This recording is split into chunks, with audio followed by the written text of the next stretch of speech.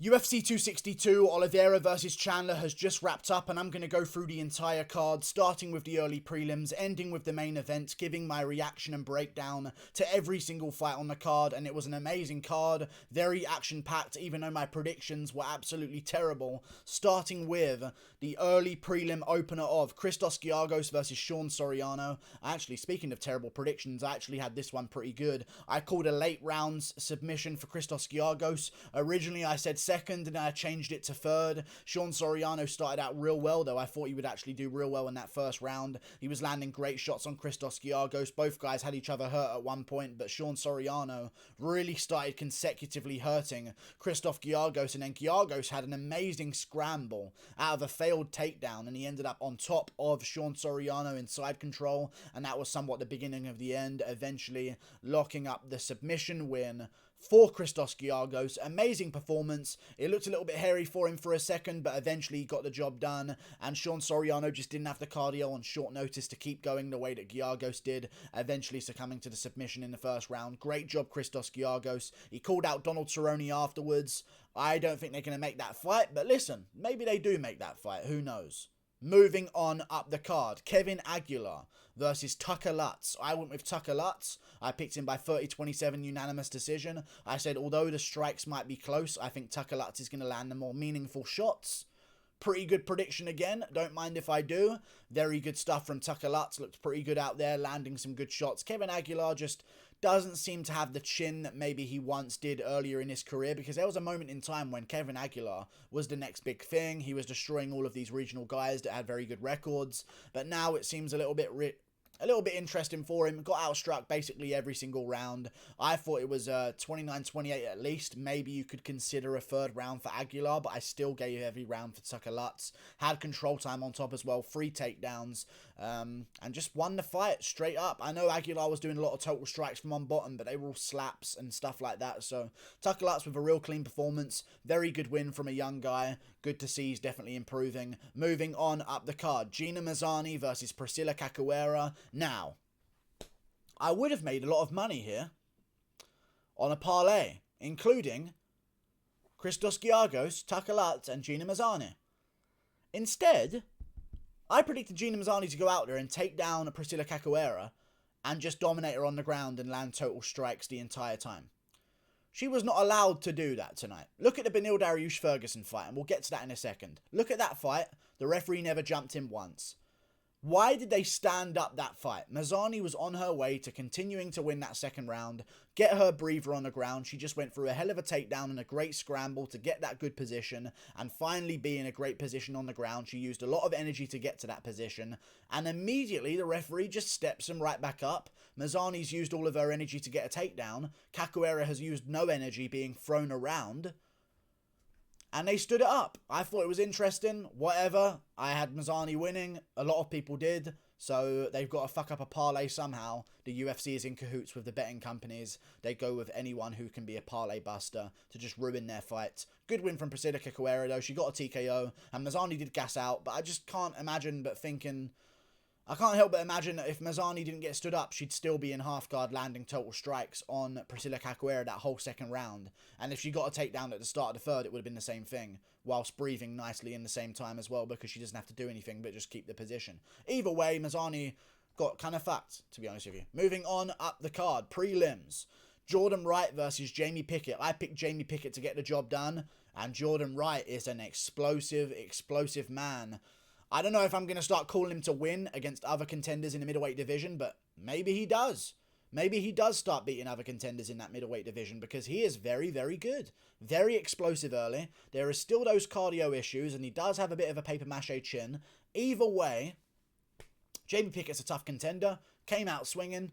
Jordan Wright put him away pretty easily. Landed a big shot. Eventually, Jamie Pickett went for a takedown. Had the takedown about to happen, which could have been a changer in the fight, but Jordan Wright started landing those started landing those Travis Brown elbows to the side of Jamie Pickett's head. A couple of them to the back of the head, but those are fine. There was a couple of shots to the back of the head after that.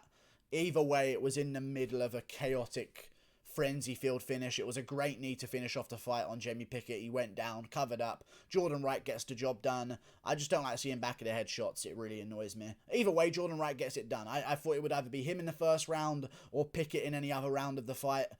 Pickett got caught going for a takedown against a guy who's just way too explosive. You can't spend that long going for a takedown in these higher weight classes. Those elbows are too nasty. You can't get away with it like you would do in the featherweight division. Moving on up the card, good win by Jordan Wright. Lando Vannata versus Mike Grundy. Lando Vannata might be the MVP. No, there are other MVPs, obviously. I'm sorry for even saying that. But I was very, very impressed with Lando Vannata's performance. I thought he was going to get a quick TKO over Mike Grundy in the early rounds, but Lando just straight up dominated Grundy. Dominated Grundy every single round. Like, maybe did better than Movsar Evloev. Round 1, 20-7 on significant strikes. Round 2, 39-9 on significant strikes. Round 3, 21-16. He would not be taken down. I've never seen takedown defense like that from Lando Vannata. He's big enough at featherweight to handle guys trying to take him down, and I think that's going to be ultimately the difference in a lot of his fights, because Mike Grundy, like, he kept down Evloev for a bit. Lando was not having it at all. Soon as he got taken down, blip, straight back up. He's like a cat on his feet, honestly. So nimble, real good reflexes, dead-legged his way out of a couple of single-leg takedowns as well. And you can see it on Grundy as the fight went on. Although he maybe landed a couple of big shots on the chin. Wait, was this a split decision? It was a split decision, wasn't it? And someone gave it 30-27 Grundy. Someone gave a round where Lando Vannata outlanded Grundy 20-7 and 39-9. That would have been the biggest robbery of all time. Who gave him that scorecard? Chris Lee had it maybe correct. That's crazy. Patrick Patlin.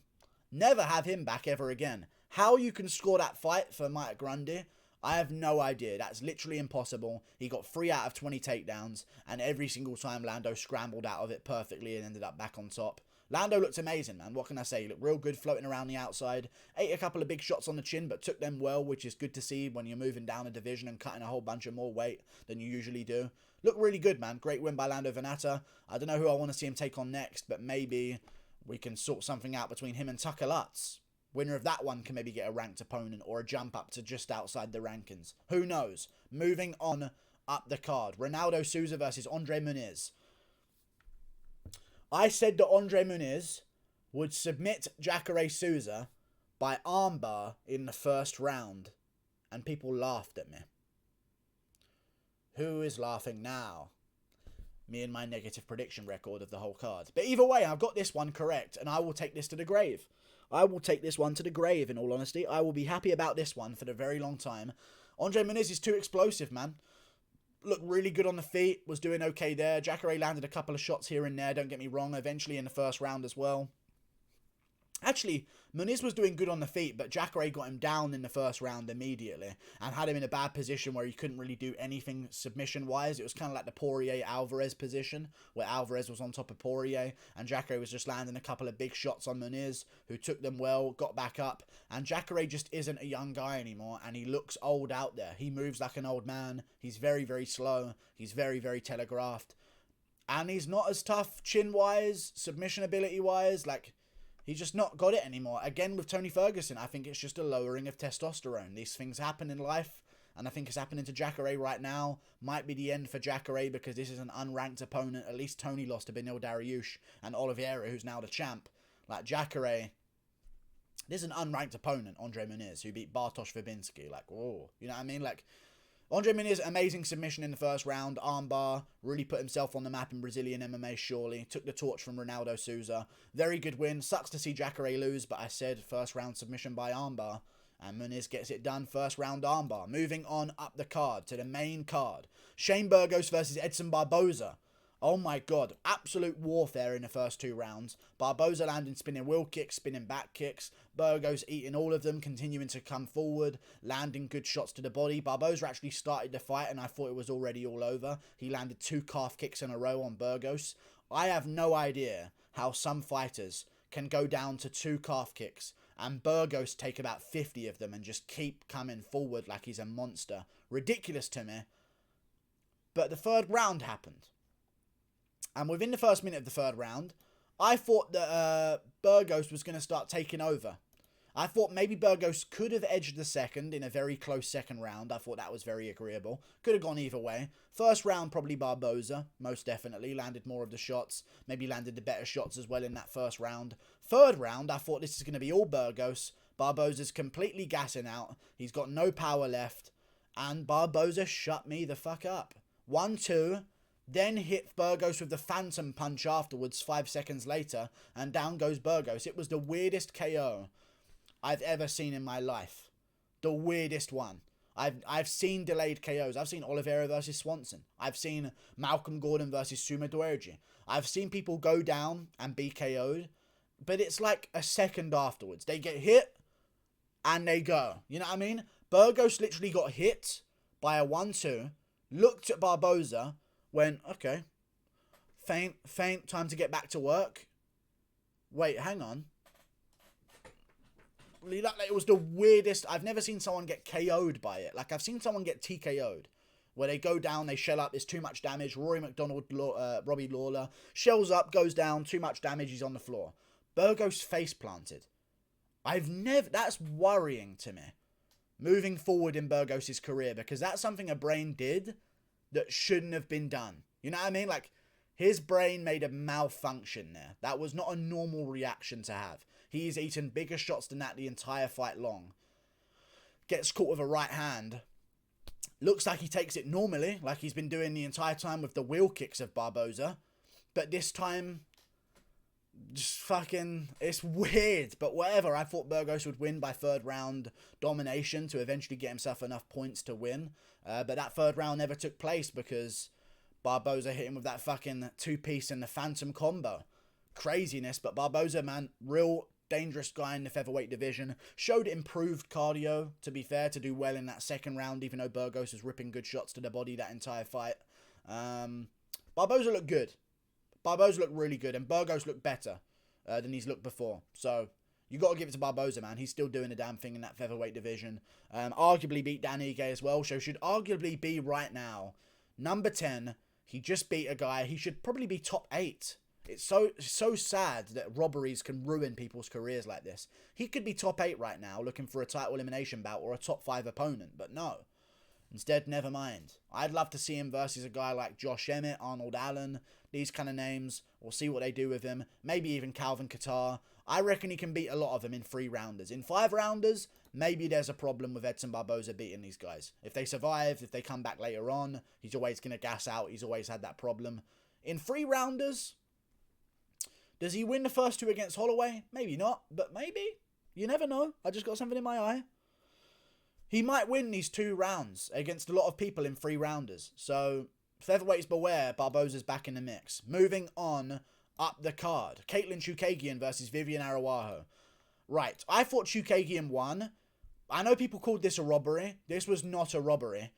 Again, the UFC tricked us with fake stats on screen. They had it something like 33-19 Viviane Araujo in the first round on strikes. I said that's absolute bullshit. Chookagian's probably outlanding her. What do you know? Chookagian was outlanding her in that first round. I saw it from the start. I was like, are you guys sure Araujo's won this round? Okay, fair enough. Everyone's saying that she won the first round. But I was like, I kind of think Chookagian got the first round. But either way, I guess. She got the first round. She landed more. The second round she can get as well. I know she got taken down and hit on the ground. But she landed more everywhere. More significant strikes. Higher accuracy. Not higher accuracy, actually. She had more output, so less accuracy. But more significant strikes landed. More to the head out of all of those significant strikes as well. More total strikes. Other than getting controlled for a bit in round 2. She survived. I know there was a tapping controversy. She did not tap. People were going crazy because of Verdum's recent loss or win. No contest, whatever it was. She did not tap. She just sort of felt the bum. She wasn't even in a bad submission. It was a one-armed guillotine from side control. She's not going to get submitted from there, you know what I mean? She didn't tap. She did well. There's an argument for her to win all of the rounds, in all honesty. It was close, but she just kept landing more, and I kept noticing it. Like, I was like, those stats are wrong. She's landing way more this round. But they just... whatever. Araujo looked good, though. Really good counters early. Started to slow down as the fight went on. Good job, Katlyn Chookagian. One more fight and she's next to be fed to Valentina Shevchenko, I guess, which is just the way the sport is right now. Sacrificial lambs. Moving on up the card, Matt Schnell versus Rogerio Bontorin. Good fight from Bontorin, man. Really good fight. It annoyed the fuck out of me that this man missed weight. Not only missed weight, I picked Matt Schnell to win. So here's my excuse for why I didn't get it correct. This man accepted the fight on flyweight, okay? That's what it was originally scheduled as. Said, no, I can't make flyweight, let's do bantamweight. Bigger man, okay? So Matt Schnell goes, okay, cool, let's move up to bantamweight, whatever it takes to get the fight going. He then misses bantamweight limit. He is a flyweight. He made it change to bantamweight because he can't make weight on short notice like a pussy. Missed the bantamweight limit as well. Absolute weight bullying cunt. I fucking hate this absolute disgrace to the fucking sport. And it's disgraceful to me. I can't get over that shit. Missing weight for a division above your division is a disgrace to the sport. He should be ashamed of himself. I thought Schnell could have edged the first 2 rounds. Not a robbery. Could have gone either way. Third round was real dominant from Bontorin. Maybe even a chance at a 10-8. So good job for him. Eventually cracked Schnell on the chin in that third round. But Schnell looked real patient early. Real good shots. Picked him well. Landed good combinations. I thought he could have maybe got it done. He landed way more total strikes as well. But either way, they gave it to Rogerio Bontorin, which is cool, I guess, with me. Moving on up the card to the co-main events. I've done a full video on this. Beneil Dariush versus Tony Ferguson. I picked Beneil Dariush to win 29-28. I thought he'd win this one by controlling the first 2 rounds and then barely losing the third and getting beaten up towards the end of it. But that's not what it was. It was absolute domination. He just Oliveira'd Ferguson and he just dominated him.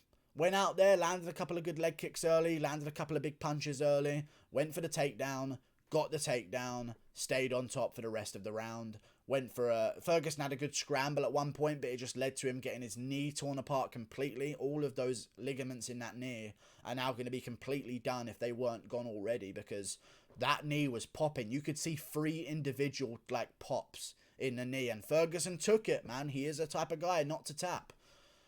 But he's also the type of guy to now be on a 3-fight losing streak and look like he ain't got the strength to continue anymore. I think it's time to say it. Maybe do him versus Chandler. 5-round main event of a fight night. I beg if you give Ferguson 5 rounds. It's the only chance he has. Tough shit for Ferguson, man. Real saddening. Go watch my full fight reaction to it if you want my information about the fight. But not much to break down. Dariush just held him down the whole time. I think Ferguson's testosterone is lowering by the day. Doesn't seem to have the explosivity or the strength to keep himself out of bad situations. Good job, Dariush. Moving on up the card. Charles Oliveira versus Michael Chandler. I picked Michael Chandler to win by first round KO. He almost did so, but fucking Oliveira comes back. Real savage shit from Oliveira. And a lot of people said he had no heart, because I'm telling you, he didn't. The Cub Swanson stoppage was iffy. He never got diagnosed with a bad esophagus after the Max Holloway fight. So that was a bit iffy as well. He said he tore his esophagus in his throat. The doctors checked it up. They said nothing happened. People start saying he has no heart again. He tapped the strikes against Felder after only a couple of elbows. People start questioning his heart again. He's really fucking fixed all of those questions. No more questions about Oliveira's heart. That olive has got his fucking seed in it, 100%. That is a non-de-seeded olive right there, if you have to ask me. But Oliveira, very good performance. Got dominated in the first round after the first moment where he sort of ended up in a good position because Chandler pulled a guillotine. I mean, Chandler just... I've done a full reaction. Listen, Oliveira called a second round KO. He got a second round KO. Credit to Oliveira for that, first of all. Hard to predict fights, let alone championship ones. Second round KO for Oliveira. He said it would happen, and he got it done. He actually... Fucking Chandler, you absolute dolt. Absolute bint of a man. Honestly, man, he's going to hate himself for that so much. He could have finished Oliveira. He really fumbled that, in my opinion. I know Oliveira did good. He did really good. He survived. He came back. He won the second round. Perfect check hook. No fluke whatsoever. Landed the perfect check hook. He actually landed it earlier in the first round as well. This time it landed better and got the job done against Chandler in that second round. What did Oliveira do that Chandler didn't? He rocked Chandler to the ground, dropped him, waited for him to get back up, and then went to work again, landing bigger shots before finishing Chandler against the cage. What did Chandler do? Dropped Oliveira badly, started beating him up on the ground, went into full guard and landed total strikes and stayed in that game with him. Then stood up and started kicking at his legs. Stand him up, put him back down again. I don't know why fighters don't do that, but whatever. He's in the moment, I guess. He's just had his back taken by Oliveira. I'm sure he was shitting himself in that situation, but he survived. Oliveira's a champ, man. He's got a chance against Khabib, whether you like it or not. He's got a chance against Poirier. I think he probably beats him. I think he beats Gaethje.